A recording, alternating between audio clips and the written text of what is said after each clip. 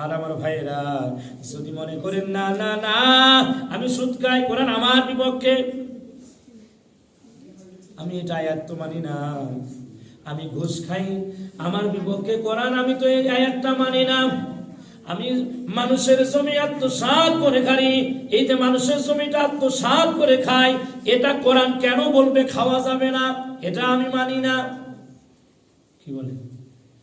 তার মানে কোরআন আপনার বিপক্ষে যাইতেছে আপনার কার্যকলাপের কারণে, আর আপনি বলতেছেন না না এগুলো আমি মানি না। আর আপনার পক্ষে যদি কয় কি নবীর শানে গান গান, বলে এটা মানি, বলে মিষ্টি খান, বলে এটাও মানি, বলে ভালো ভালো খান, বলে এটাও মানি।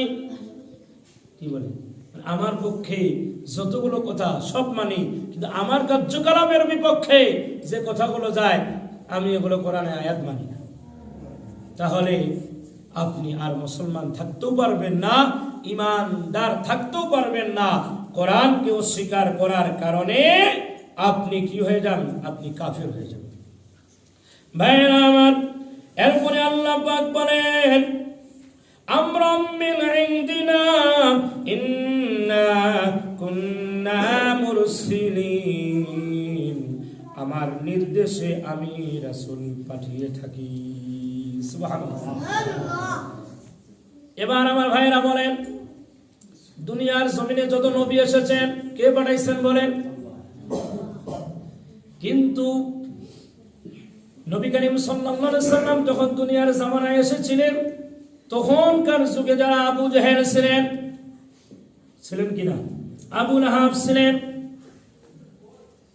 মুগিরা ছিলেন, বড় বড় যারা কাফের ছিলেন তারা আল্লাহর নবীকে কখনো নবী হিসাবে তারা মানে নাই, তারা কখনো স্বীকৃতি দেয় নাই যে আল্লাহ তাআলা তিনাকে আব্দুল্লাহ ছেলে মুহাম্মদকে নবী হিসাবে প্রেরণ করেছেন। কিন্তু কে বললেন বলেন? কে বললেন? আল্লাহ পাক বলেন। কে বলেন বলেন? আল্লাহ পাক নিজেই বললেন নবীকে পাঠায়।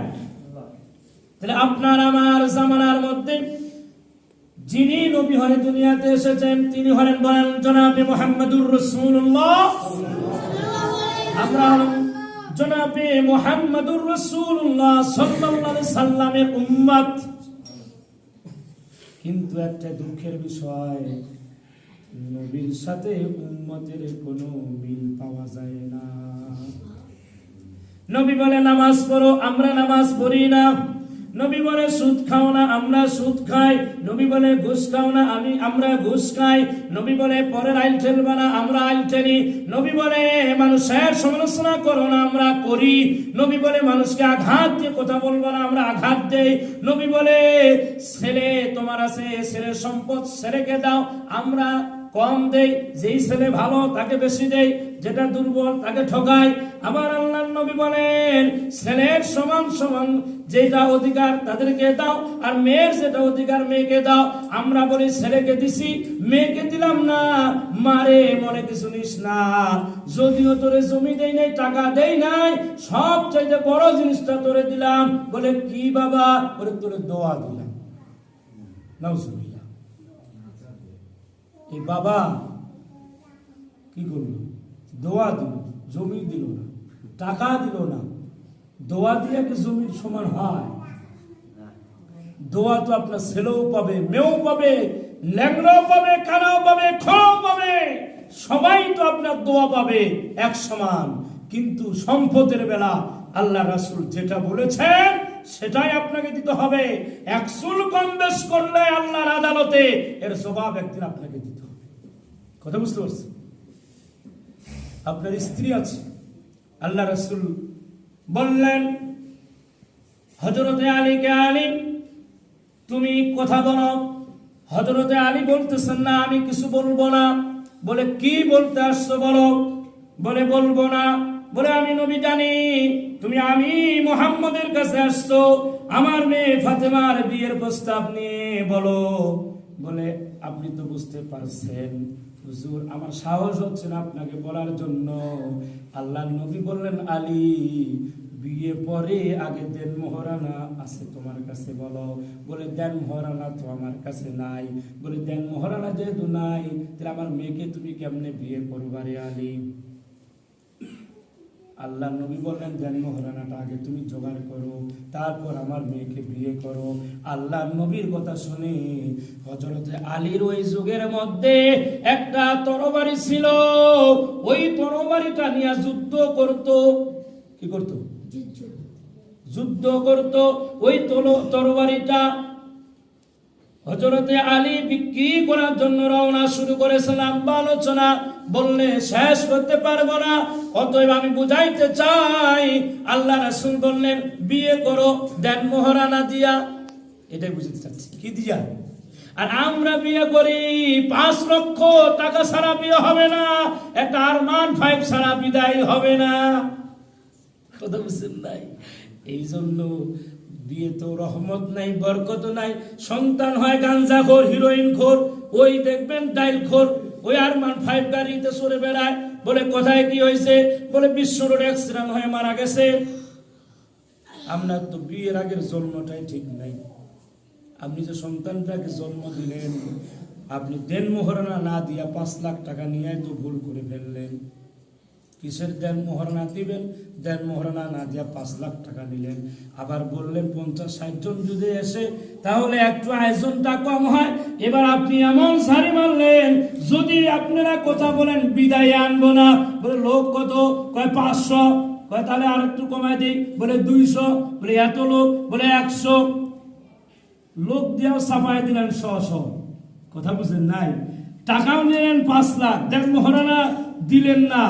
বিয়ের ভিতর বরকত না থাকলে ওই স্বামী স্ত্রীর সংসারে যেই সন্তানটা আসবে এটা আল্লাহর বলা হবে না, এটা বাইজিদ বুস্তামি হবে। কথা বুঝেন? এটা আশরাফ আলী থানভী হবে।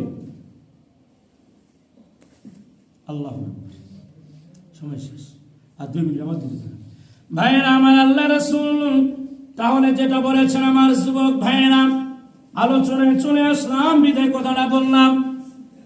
আপনারা আপনাদের গার্জিয়ানের কথা বাদ দেন। আপনাদের গার্জিয়ান যদি বলে এত টাকা ছাড়া বিয়ে হবে না, ওখানে আপনি বিয়েই করবেন না, কারণ এর জবাব আপনাকে একদিন দিতে হবে। এই জন্য বিয়ের আগে আপনাকে দেন মোহরানা জোগাড় করতে হবে। আমার কথা বুঝলেন নাই? তাহলে আপনার বিয়েটা সুন্দর হলো, স্বামী স্ত্রীর সম্পর্কটা সুন্দর হলো। আল্লাহ রাসূল বললেন যদি হযরতে আলী যদি তলোয়ার বিক্রি করার জন্য যায়, তাহলে আপনি বিয়ে করতে গেলে দেন মোহরানা ছাড়া মেয়ের উপরে কেন জুলুম করে টাকা আর গাড়ি আর বাড়ি ঘর সাজায় আসান? তাহলে আল্লাহ রাসূলের সাথে আপনার কোন উম্মতের মিল নাই। কথা বুঝাইতে পারি? আছে মিল? মেঘও ঠকাইলেন, কানা খরা সন্তানটাক দিলেন ডলার জমি, আর ভালো সন্তানকে দিলেন রাস্তার পাশে, বাড়িও লেখে দিলেন। অত পাগলা বুঝে না, কিন্তু জন্ম দেওয়ার সময় আপনি তো জানেন না যে সে কানা হবে না ভালো হবে। অতএব জন্ম যেহেতু দিচ্ছেন, কানা হলেও যা পাবে, ওই ভালো সন্তান ম্যাজিস্ট্রেট হলেও একই সম্পদ পাবে। কি বলে? আর মেয়ে যেটা থাকবে ইসলামের শরীয়তে সমান অধিকার ভাগ করে আপনাকে তাকে সম্পদ জমি ওইভাবে দিতে হবে। দোয়া দিয়া কোনো লাভ নাই, পরকালে ঠিক। তাহলে আল্লাহ তাআলা কি বললেন? দুনিয়াতে নবীকে প্রেরণ করেছে বলেন। আল্লাহ বলেন আমি দুনিয়াতে রাসূল প্রেরণ করেছি, আর আমার রাসূল বলেন মান আহাব্বা সুন্নতি ফাকাদ আহাব্বানি ওয়া মান আহাব্বানি কানা মাই ফিল জান্নাহ, রাওয়াহুল বুখারী। আল্লাহর নবী বলেন যারা আমার সুন্নতকে আঁকড়ে ধরবে, সুন্নত মোতাবেক চলবে, আমি রাসূলের সাথে ওই উম্মত আমার সঙ্গে একই সাথে আমরা ওই উম্মত সুন্নতটা মানার কারণে আমি নবীর জান্নাতে একসাথে থাকবো। বলেন সুবহানাল্লাহ।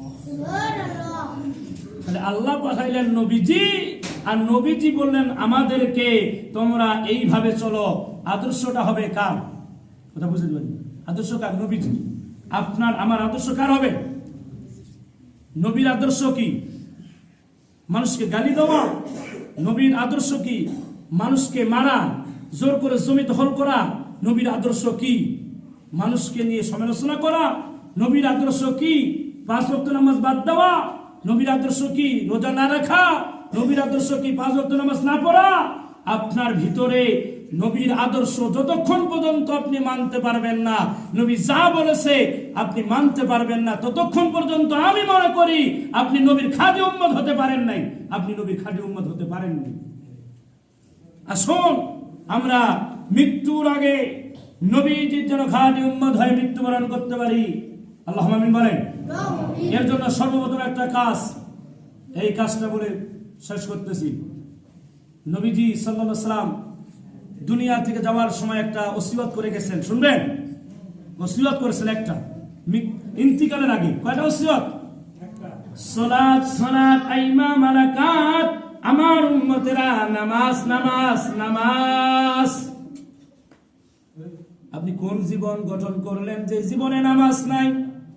আপনি কোন নবীর উম্মত দাবি করেন? আপনার উম্মতের ভিতরে তো নবীর নামাজ নাই।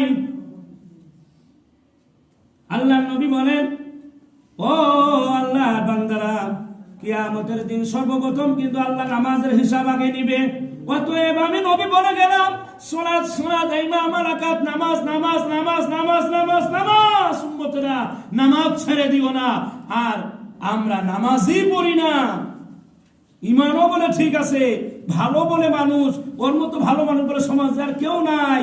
ওর মানুষও ঠকায় না, কারোরও ক্ষতি করে না, খালি একটা জিনিস তার ভিতরে নাই, সালাত সালাত আইমা মালাকাত, নবীর নামাজ নেই। তাহলে যার ভিতরে নবীর নামাজ নেই, তার দুনিয়া ভালো হলে কি লাভ? লাভ আছে কোনো? সে যে আল্লাহর ওলি হয়, কেমনে আল্লাহর ওলি হবে? তার ভিতরে তো নামাজই নেই। তাহলে সর্বপ্রথম কি বলেন?